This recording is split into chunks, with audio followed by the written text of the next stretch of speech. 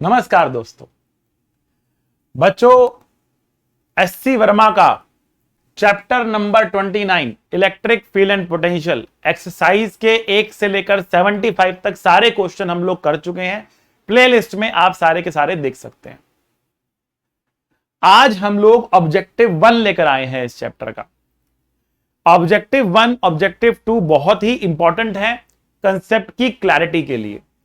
तो पहले हमने एक्सरसाइज करी है और उसके बाद अब हम कॉन्सेप्ट्स वाले क्वेश्चंस पर आ रहे हैं ताकि हम उसका अच्छे से आंसर कर सकें। तो आइए शुरू करते हैं ऑब्जेक्टिव 1। तो ऑब्जेक्टिव 1 में क्वेश्चन नंबर 1 आपके सामने आ चुका। तो बच्चों, क्वेश्चन नंबर 1 है कि फिगर आपको दी गई है यहां पर। ठीक है बच्चा लोग, ठीक है, ये फिगर आपको दी गई है और इसमें आपको फील्ड लाइंस दिखाई गई हैं। कह रहा है कि इस फील्ड लाइन से आपको क्या समझ में आ रहा है कि कहां पर फील्ड बड़ी है, कहां पर फील्ड छोटी है। तो बेटा, फील्ड लाइंस जो होती हैं वो जितना दूर दूर हो जाती हैं फील्ड उतना कम हो जाता है, जितना वो नजदीक आ जाती हैं फील्ड उतना ही ज्यादा हो जाता है। ठीक है, तो जो फील्ड होती है, जो मैग्नीट्यूड ऑफ फील्ड होता है, magnitude of field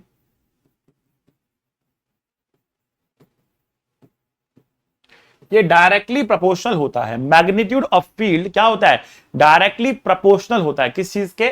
is directly proportional to the relative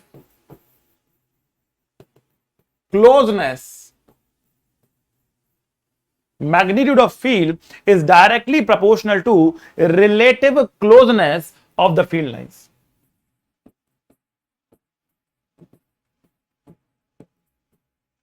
ठीक है, फील्ड लाइंस कितनी नजदीक है या कितनी दूर है, रिलेटिव क्लोजनेस पे डिपेंड करता है।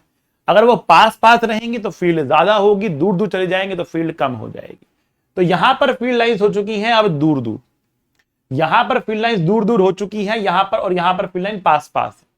ठीक है, तो जहां पर फील्ड लाइंस दूर दूर हो चुकी हैं वहां पर क्या होगा? फील्ड कम हो जाएगी। जहां पर पास पास है वहां पर फील्ड क्या होगी? ज्यादा हो जाएगी।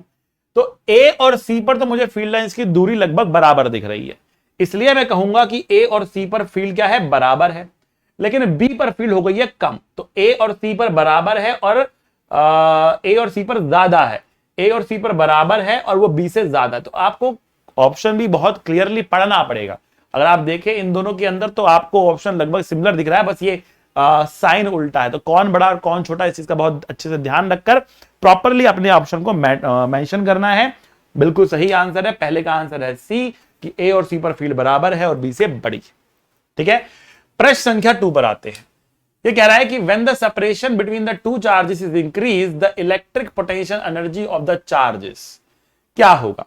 तो बात समझना, इसको आप एक और तरीके से समझ सकते हो कि अगर आपने दो चार्ज पार्टिकल्स को रेस्ट से छोड़ दिया। अब बात समझना बड़े ध्यान से। अगर आपने दो चार्ज पार्टिकल्स को रेस्ट से छोड़ दिया और वो अपने आप चलते हैं तो उनकी काइनेटिक एनर्जी बढ़ेगी और पोटेंशियल एनर्जी घटेगी। तो यहां पर मैं आपके सामने 3 केस दिखाता हूं आपको। एक चार्ज पॉजिटिव, दूसरा चार्ज पॉजिटिव, एक चार्ज पॉजिटिव, दूसरा चार्ज नेगेटिव, एक चार्ज पॉजिटिव, एक चार्ज नेगेटिव और दूसरा चार्ज भी नेगेटिव। 3 केसेस में आपको दिखाने वाला हूं। इनको अगर आप रेस्ट से रिलीज कर दोगे, रिलीज करने पर क्या होगा? रेस्ट से रिलीज करने पर क्या होगा? ये रिपेल करेंगे और इनके बीच की दूरी बढ़ेगी। Distance will increase, distance will increase. इनके बीच का डिस्टेंस क्या होगा? इंक्रीज करेगा। तो I will say distance will increase, distance will increase. इनके बीच का डिस्टेंस क्या होगा बेटा? इंक्रीज करेगा। इनको रेस्ट से छोड़ने पर ये दूर दूर भागेंगे, डिस्टेंस विल इंक्रीज। आ रही है बात समझ में? तो अब डिस्टेंस बढ़ेगा इनके बीच में, तो डिस्टेंस बढ़ने पर क्या होगा? पोटेंशियल एनर्जी घटेगी, क्योंकि अपने आप हो रहा है, अपने आप हो रहा है। तो अगर डिस्टेंस बढ़ रहा है पोटेंशियल एनर्जी घट रही है, डिक्रीज हो रही है, बिकॉज अपने आप हो रहा है। काइनेटिक एनर्जी बढ़ रही है, पोटेंशियल एनर्जी घट रही है। ठीक है, इनको छोड़ने पर क्या होगा? तो ये पास पास आएंगे। ठीक है ना, डिस्टेंस विल डिक्रीज होगा इनके बीच में। एक पॉजिटिव एक नेगेटिव अट्रैक्ट करेंगे तो पास पास आएंगे, तो डिस्टेंस विल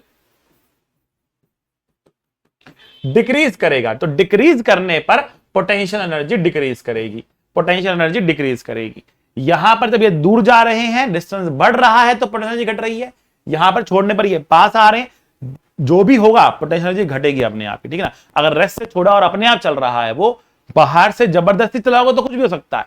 ठीक है ना। लेकिन अगर रेस्ट से छोड़ दिया और वो अपने आप चल रहा है तो काइनेटिक एनर्जी बढ़ेगी तो पोटेंशियल एनर्जी घट जाएगी, है ना भाई। तो अपने आप ये पास आएगा, पोटेंशियल एनर्जी घटेगी, अपने आप ये दूर जाएगा, डिस्टेंस इंक्रीज करेगा, यहां पर डिस्टेंस इंक्रीज करेगा यहां पर,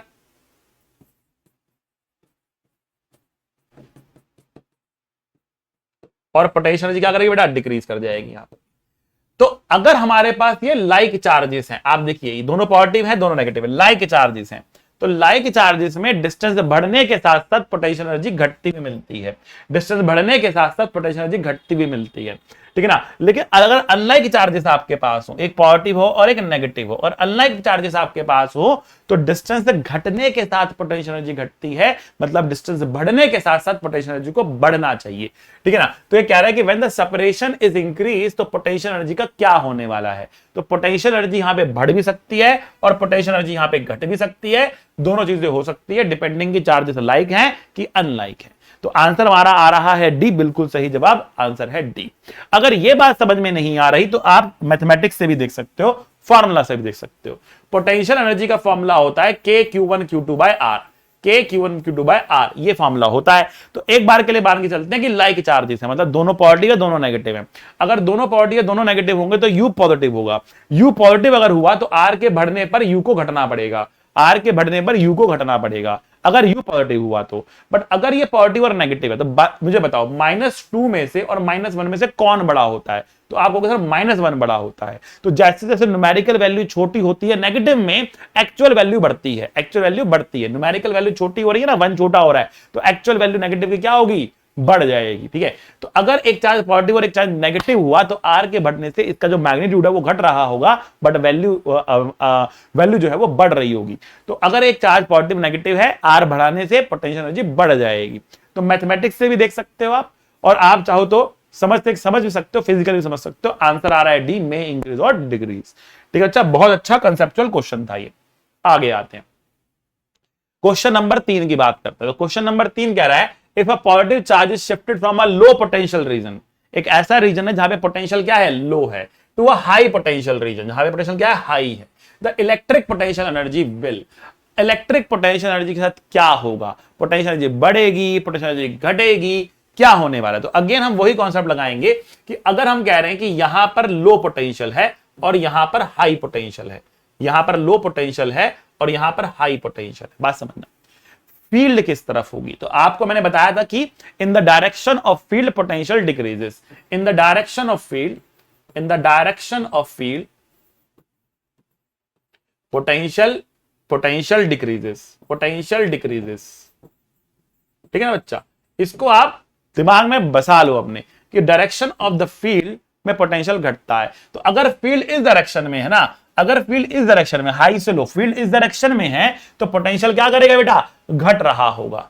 तो यहां पर लो है यहां पर हाई, तो फील्ड इस डायरेक्शन में होनी चाहिए, तो फील्ड इस डायरेक्शन में है, पोटेंशियल यहां पर जाने पे घटता हुआ आपको मिल रहा है, ठीक है। अगर फील्ड इधर है और आपने पॉजिटिव चार्ज यहां पे रख के छोड़ दिया, पॉजिटिव चार्ज यहां पे रख के छोड़ दिया, तो ये अपने आप इधर भागेगा। तो अगर ये अपने आप इधर भाग रहा है, इसका मतलब पोटेंशियल एनर्जी घट रही है। इस डायरेक्शन में आने के लिए उसकी पोटेंशियल एनर्जी को बढ़ना चाहिए, इस डायरेक्शन में आने के लिए उसकी पोटेंशियल एनर्जी को बढ़ना चाहिए। आई बात समझ में, क्लियर हो रहा है आपको। लो रीजन से हाई रीजन पे जा रहा है पॉजिटिव चार्ज, तो पोटेंशियल एनर्जी क्या करेगी बेटा, बढ़ जाएगी। अगर ये बात भी आपको समझ में नहीं आ रही तो आप ऐसे समझ लो कि जो चेंज इन पोटेंशियल एनर्जी होती है वो charge multiply by change in potential होता है। अगर चेंज इन पोटेंशियल पॉजिटिव है और चार्ज भी पॉजिटिव है तो डेल्टा यू भी पॉजिटिव होगा। आई बात समझ में। अगर ये भी पॉजिटिव ये भी पॉजिटिव तो ये भी पॉजिटिव होगा, ठीक है। तो इसने कहा कि भाई 400 पॉजिटिव है, क्या है ये पॉजिटिव है और ये जा रहा है लो से हाई पोटेंशियल रीजन में, लो से हाई पे जा रहा है, तो जो चेंज है वो पॉजिटिव आएगा क्योंकि लो से हाई, फाइनल वाला हाई है, इनिशियल वाला लो है। तो डेल्टा वी क्या है, डेल्टा वी है वी हाई माइनस वी लो।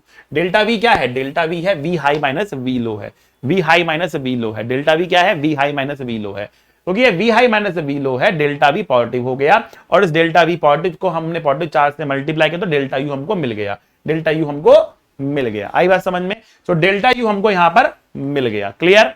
तो हमें मिल रहा है कि डेल्टा यू, अगर डेल्टा वी देखो पॉजिटिव आया, डेल्टा यू भी पॉजिटिव आया तो डेल्टा वी भी पॉजिटिव है और क्यू भी पॉजिटिव, तो डेल्टा यू भी पॉजिटिव हो गया।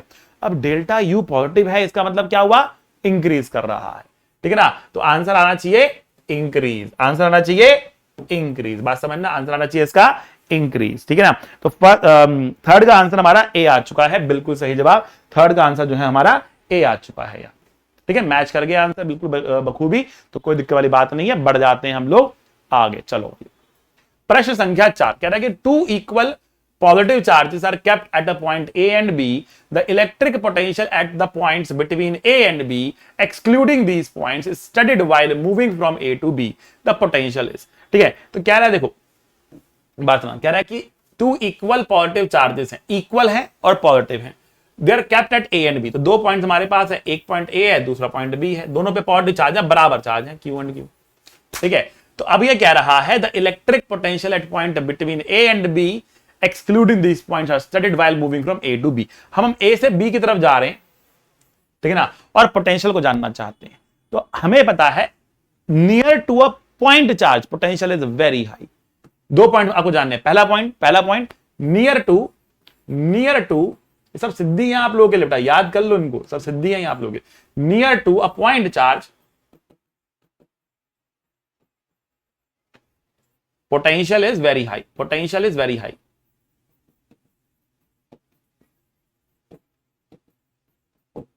पोटेंशियल इज वेरी हाई, ठीक है। दूसरा, अगर आप इन्फिनिटी में पोटेंशियल को जीरो मान रहे हो, then potential by positive charge is positive and potential by negative charge is negative. Positive charge का पॉजिटिव पोटेंशियल होगा, नेगेटिव चार्ज का नेगेटिव पोटेंशियल होगा। पॉजिटिव चार्ज का पॉजिटिव पोटेंशियल होगा, नेगेटिव चार्ज का नेगेटिव पोटेंशियल होगा, ठीक है बच्चों, आ रही बात समझ में।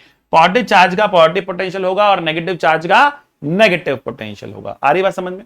तो हमने कहा कि देखो, इस चार्ज के जब हम नजदीक जाते हैं तो पोटेंशियल बहुत हाई होता है, इस चार्ज के नजदीक आते हैं पोटेंशियल बहुत हाई होता है, ठीक है। क्लियर है, बात समझ में आ रही है आपको। तो अगर हम यहां से आगे बढ़ते हैं, अगर हम यहां से आगे बढ़ते हैं, हम इस डायरेक्शन में जा रहे हैं, आगे बढ़ते हैं, तो क्या होगा, यहां पे पोटेंशियल वेरी हाई पोटेंशियल, यहां पे पोटेंशियल वेरी हाई, यहां पे पोटेंशियल वेरी हाई, ठीक है ना। तो हम यहां से जब आगे बढ़ रहे तो यहां पे पोटेंशियल पहले घटेगा और फिर वापस बढ़ेगा, ठीक है। पहले पोटेंशियल घटेगा फिर पोटेंशियल बढ़ेगा, यहां तो बहुत बड़ा पोटेंशियल है। तो बेसिकली अगर आप एक ग्राफ भी यहां पर बनाना चाहो तो आपका ग्राफ बनेगा कुछ ऐसे, पोटेंशियल वेरी हाई है, फिर कुछ कम हुआ, फिर वापस से पोटेंशियल वेरी हाई हो गया। अगर ये दोनों बिल्कुल बराबर चार्ज हैं तो मिड पॉइंट पे पोटेंशियल बेटा मिनिमम आने वाला है आपके पास। तो पोटेंशियल बहुत हाई है यहां पर, फिर गए कम हुआ फिर वापस से बढ़ गया। इस टाइप का आपको ग्राफ मिलेगा यहां पर पोटेंशियल वर्सेस एक्स का। तो पहले घटेगा और फिर बढ़ेगा, डिक्रीजेस देन इंक्रीजेस, ठीक है ना। तो अगर आप चारों ऑप्शन पढ़ो, कंटिन्यूसली इंक्रीजेस गलत है, कंटिन्यूसली डिक्रीजेस गलत है, इंक्रीजेस देन डिक्रीजेस गलत है, डिक्रीज देन इंक्रीजेस करेक्ट है। तो the correct answer is D.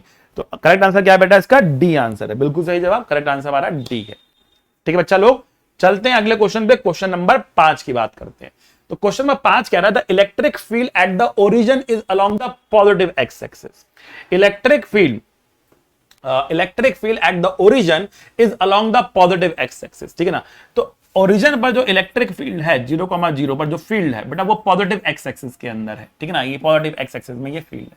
A small circle is drawn with the centre at the origin cutting the axis at point A B C D having the coordinates this and this, ठीक है। तो उसने मतलब एक छोटा circle बना दिया हमने, मतलब ए जो है यहाँ पर थोड़ा छोटा है, ठीक है ना, स्मॉल सर्कल बोल रहा है ये, अ स्मॉल सर्कल, ठीक है। तो स्मॉल सर्कल हम बना देते हैं, यहाँ पर एक काम करते हैं, we have a circle tool, so let's draw the circle quickly.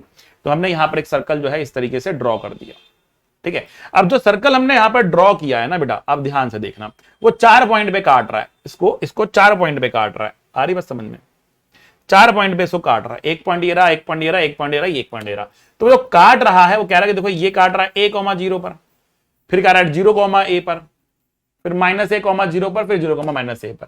Out of the point on the periphery of the circle the potential is minimum at, ठीक है। कहता कहां पर कब सबसे कम पोटेंशियल होगा, वही क्वेश्चन है, सेम टू सेम वही क्वेश्चन है कि इस डायरेक्शन में इलेक्ट्रिक फील्ड है, electric field at the origin is along the positive x direction, इस डायरेक्शन में हम कह रहे हैं कि जो है वो फील्ड है। तो इसके डायरेक्शन में जब हम आगे बढ़ेंगे तो पोटेंशियल घटता है, इलेक्ट्रिक फील्ड की डायरेक्शन में बढ़ने में पोटेंशियल घटता है, तो यहां पे पोटेंशियल कम हो जाएगा, ठीक है ना। तो potential will be minimum at point A पर ही बेटा आपका पोटेंशियल जो है वो मिनिमम आने वाला है। तो वापस से हम कह रहे हैं in the direction of field, in the direction of field potential decreases. मतलब एसटी वर्मा को देखो इस पॉइंट के ऊपर कितना इंफोसिस कर रहा है, बार बार इसके ऊपर वो क्वेश्चन बनाकर दे रहा है ताकि आपको बात समझ में आए कि फील्ड की डायरेक्शन में पोटेंशियल घटता है। तो कहने का मतलब क्या है, ए पर पोटेंशियल क्या होगा, मिनिमम होगा, बिकॉज बाकी सारे पॉइंट्स क्या है इससे पीछे ही है, फील्ड की डायरेक्शन में सबसे आगे वाला पॉइंट है, इसलिए इसके ऊपर पोटेंशियल मिनिमम होगा। The correct answer will be A पर पोटेंशियल क्या होगा बेटा, मिनिमम रहने वाला है। ठीक है बच्चा लोग, एक बार आंसर मैच कर लेते हैं अपना। 5 का आंसर ए कह रहा है, बिल्कुल सही जवाब। बढ़ते हैं आगे। कह रहा है कि if a body is charge by rubbing its weight. Okay, अगर हम एक बॉडी को रब करते हैं दूसरे बॉडी के साथ और वो चार्ज हो जाती है, ठीक है, तो चार्ज होने का मतलब है या तो उसने दूसरी बॉडी से इलेक्ट्रॉन लिए होंगे या उसने अपने इलेक्ट्रॉन दूसरी बॉडी को दिए होंगे। दोनों ही केस में क्या हो रहा है, इलेक्ट्रॉन का आदान प्रदान हो रहा है। ठीक है ना। अब इलेक्ट्रॉन का आदान प्रदान का मतलब क्या हुआ, अगर वो पॉजिटिवली चार्ज हुआ, ठीक है ना, अब इसने कुछ बोला तो है नहीं, इसने मतलब चार्ज हुई है बॉडी, तो वेट बढ़ भी सकता है घट भी सकता है। अगर इलेक्ट्रॉन आए होंगे तो वजन बढ़ जाएगा, इलेक्ट्रॉन गए होंगे तो वजन घट जाएगा। ठीक है ना। तो ये क्या कह रहा है, रिमेन्स प्रिसाइजली कांस्टेंट गलत, इंक्रीज स्लाइटली गलत, डिक्रीज स्लाइटली गलत, में इंक्रीज स्लाइटली और डिक्रीज स्लाइटली बिल्कुल सही जवाब है। अगर बॉडी पे पॉजिटिव चार्ज आएगा, अगर बॉडी पॉजिटिवली चार्ज हो जाएगी, पॉजिटिवली चार्ज हो जाएगी, इसका मतलब है इलेक्ट्रॉन लूज करे होंगे उसने। इलेक्ट्रॉन अगर उसने लॉस करे हैं तो इसका मतलब क्या है, उसका वजन क्या होगा, डिक्रीज करेगा। नेगेटिवली चार्ज होगी बॉडी, इसका मतलब इलेक्ट्रॉन उसने गेन करे होंगे, इसका मतलब वेट क्या करेगा बेटा, इंक्रीज करेगा। तो मे इंक्रीज और डिक्रीज दोनों ही पॉसिबिलिटी है। Answer is D. सो बिल्कुल सही जवाब बेटा, डी हमारा आंसर है, ये मैच कर रहा है। बढ़ते हैं आगे, अगले प्रश्न में चलते हैं। प्रश्न संख्या 7 आप लोगों के सामने आ चुकी, कह रहा है कि an electric dipole is placed in the uniform electric field, the net electric force on the dipole. कह रहा है कि फील्ड कैसी है बेटा, फील्ड कह रहा है यूनिफॉर्म फील्ड है, यूनिफॉर्म इलेक्ट्रिक फील्ड है। तो बेटा अगर हमने एक यूनिफॉर्म इलेक्ट्रिक फील्ड बना दी यहां पे, this is the uniform electric field, her point पर राइट में है, हर पॉइंट पर वैल्यू ई है। ठीक है ना। अगर आपने कहा इसके अंदर एक डाइपोल रख दिया, इस तरीके से एक डाइपोल रख दिया, तो जो उसका एरो हेड होता है वो पॉजिटिव चार्ज को रिप्रेजेंट करता है, जो टेल होता है वो नेगेटिव चार्ज को रिप्रेजेंट करता है। ठीक है। क्योंकि इलेक्ट्रिक फोर्स के बारे में बताओ, तो देखो जो ये वाला चार्ज है इस पर राइट डायरेक्शन में फोर्स लगेगा, बिकॉज पॉजिटिव चार्ज पर जो फील्ड फोर्स लगता है वो फील्ड की डायरेक्शन में लगता है। नेगेटिव चार्ज पर जो फोर्स लगता है वो फील्ड के उल्टा लगता है। तो यहां पर लगेगा उल्टा, ऐसे क्यों ही लगेगा, और यहां पे राइट में क्यों ही लगेगा, तो ऐसे फोर्स लग रहा है। ठीक है ना। तो नेट फोर्स कितना हुआ भैया, इस पे और इस पर दोनों पे फोर्स मिलाओ, कितना आएगा नेट, 0 फोर्स आएगा। भैया ये राइट में वो लेफ्ट में जोड़ो दोनों, कितना आएगा, 0 फोर्स ही तो आएगा, हाँ कि ना। तो 0 फोर्स आपको यहां पर देखने को मिल रहा है, नेट फोर्स यहां पर आ रहा है 0। ठीक है ना। तो कह रहा है कि is always 0, net electric force on the dipole is always 0, is always 0। ये हमेशा कितना फोर्स है बेटा, 0 फोर्स। बात समझ में आ रही है आपको, ये 0 फोर्स आ रहा है, क्लियर। यहां पे फोर्स कितना आ रहा है, 0 फोर्स आ रहा है। चलो आगे बढ़ते हैं अगले प्रश्न में। क्वेश्चन नंबर 8 कह रहा है, consider the situation of the figure this, the work done in taking a point charge from P to A is WA, from P to B is WB and P to C is WC। किसमें work done बड़ा और किसमें work done छोटा होगा।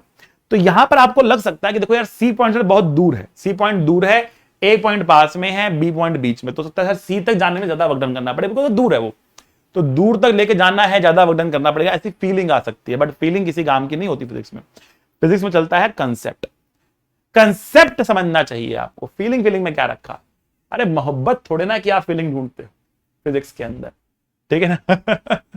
Physics जो है concept पे चलता है, जितना कंसेप्ट सीखते जाओगे उतना फील आता जाएगा। मैं उसको फील नहीं कहता, मैं उसको आनंद कहता हूं, उतना आनंद आता रहेगा। ठीक है ना।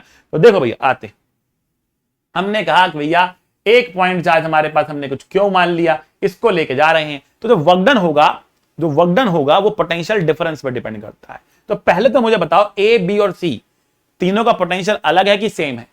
तो अगर ये पॉइंट चार्ज क्यू है और ये सर्कल वन में बना रखा है, हालांकि क्वेश्चन ने कहीं पर लिखा नहीं है कि ये सर्कुलर शेप है, बट उसने बस ड्रॉ ऐसे करा हुआ है कि लग रहा है कि सर्कुलर शेप है।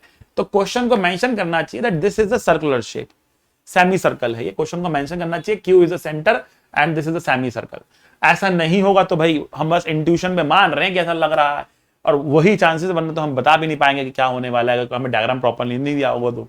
ठीक है। तो क्वेश्चन में वर्क डन कहीं पे लिखा नहीं है ये बात, but question should say that this dotted portion is a semicircle with Q at the center, with Q at the center. But question ने नहीं मेंशन किया, अब क्या कर सकते हैं, नहीं किया तो नहीं किया, क्वेश्चन की क्लैरिटी में थोड़ी सी कमी है।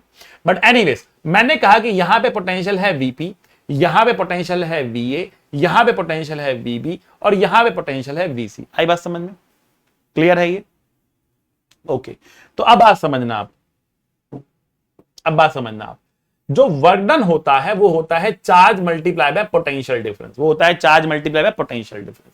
तो ए जो वर्क डन है वो कितना होगा बेटा, वो होगा Q into VA minus VP, ये होगा। वर्क डन बी कितना होगा, Q into VB minus VP। WC कितना होगा, Q into VC minus VP, यही तो होगा ना, हाँ कि ना, यही होगा।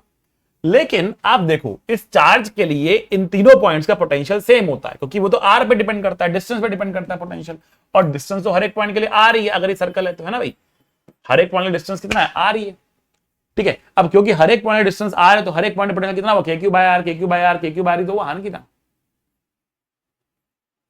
हर एक पॉइंट पोटेंशियल तो यही होगा KQ बाय R, ठीक है। तो अगर VA VB VC बराबर है, VP तो बराबर है, ये डिफरेंस बराबर हो गया, चार्ज बराबर, तीनों बराबर हो गए, मतलब WA आप कहोगे भैया WA बराबर WB इक्वल टू WC होना चाहिए, ये आना चाहिए। और इसको आप ऐसे भी समझ सकते हो कि this dotted shape is nothing but a equipotential surface, it's a equipotential surface. इस पूरे पे पोटेंशियल क्या है, सेम है, और इक्विपोटेंशियल सरफेस पे चलने पर वर्क नहीं होता, इक्विपोटेंशियल सरफेस पे चलने पर वर्क नहीं होता, ठीक है ना। तो अगर आप इसको लेके यहां तक पहुंच गए, अगर आप इसको लेके यहां तक पहुंच गए और उसके बाद आप इस लाइन पे चलते चले जाते हो, ठीक है ना, तो कोई वर्कडन नहीं होने वाला। तो जहां तक आने जो वर्कडन होगा वही सब में वर्कडन आने वाला है। तो WA WB WC तीनों बराबर रहने वाले हैं। Correct answer is C. Match करते हैं, 8th का आंसर सी बिल्कुल सही जवाब। ठीक है बच्चा लोग, आते हैं प्रश्न संख्या 9 पर, ठीक है ना। प्रश्न संख्या 9 पर जो है वो पहुंच रहे हैं, ठीक है बच्चा लोग। अब देखते हैं यहां पर कह रहा है कि अ point charge Q is rotated along a circle in the electric field generated by another point charge Q, ठीक है भाई। The work done by the electric field on rotating the charge in one complete rotation is, ठीक है ना। तो बहुत simple सा question है बेटा, ये कह रहा है कि हमारे पास एक चार्ज है, यहां पर Q रखा है, पॉजिटिव है नेगेटिव है कोई फर्क नहीं पड़ता, उससे तो मैं पॉजिटिव साइन हटा देता हूं,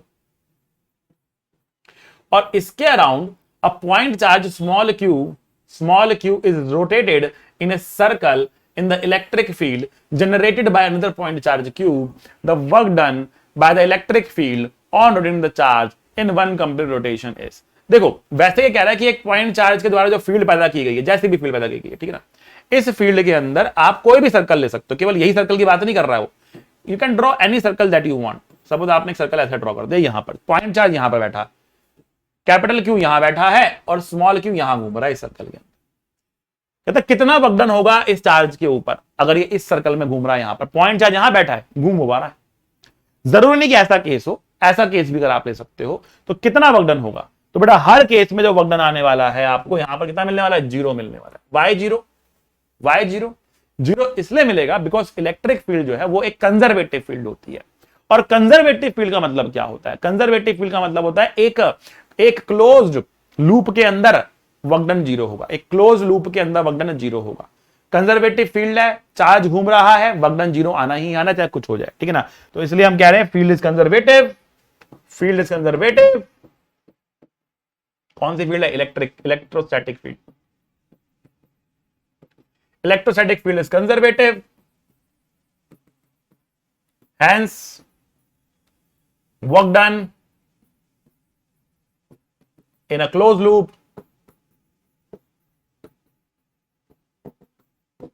जरूरी नहीं कि सर्कुलर लूप ही हो, it can be a square, it can be any shape, any irregular shape. अगर एक चार्ज पार्टिकल आपने लिया, उसको किसी भी आप आर्बिट्ररी शेप में लेके गए, कितना वर्कडन हुआ होगा चार्ज के ऊपर, 0 वर्कडन हुआ होगा चार्ज के ऊपर, इलेक्ट्रिक फील्ड का वर्कडन 0 आया होगा।